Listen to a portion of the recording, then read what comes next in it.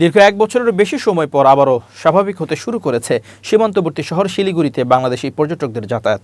রাজনৈতিক টানাপোড়েন ও দ্বিপক্ষীয় উত্তেজনার প্রেক্ষাপটে জারি করা বাংলাদেশ বয়কট সিদ্ধান্ত থেকে সরে এসে পশ্চিমবঙ্গের শিলিগুড়ির হোটেল মালিকরা বাংলাদেশিদের জন্য পুনরায় হোটেল সেবা চালুর ঘোষণা দিয়েছেন।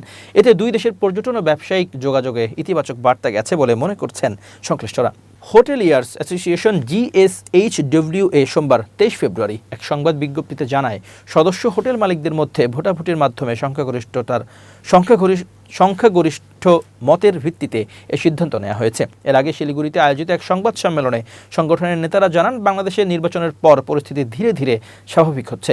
একই সঙ্গে ভারত বাংলাদেশ বাণিজ্য ও দ্বিপক্ষীয় সম্পর্কেও ইতিবাচক অগ্রগতি দেখা যাচ্ছে। বাংলাদেশে ভারত বিরোধী প্রচার ও সংখ্যালঘু নির্যাতনের ঘটনাও কমেছে বলে তারা উল্লেখ করেন। এসব বিবেচনায় বাংলাদেশি বয়কট ঘোষণা প্রত্যাহার করা হয়েছে।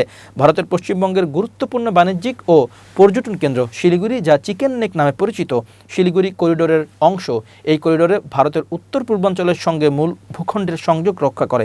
পাশাপাশি বাংলাদেশের ফুলবাড়ি ও হিলি সীমান্তের বাণিজ্য অনেকাংশে এই অঞ্চলের উপর নির্ভরশীল। ফলে চিকিৎসা, পর্যটন ও ব্যবসায়িক প্রয়োজনে বাংলাদেশিদের নিয়মিত যাতায়াত ছিল শিলিগুড়িতে। তবে বাংলাদেশের রাজনৈতিক অস্থিরতা ও ভারত বিরোধী মনোভাবের অভিযোগ তুলে 2024 সালের 9 ডিসেম্বর শিলিগুড়ির হোটেল মালিকরা বাংলাদেশি পর্যটকদের উপর নিষেধাজ্ঞা আরোপ করেন।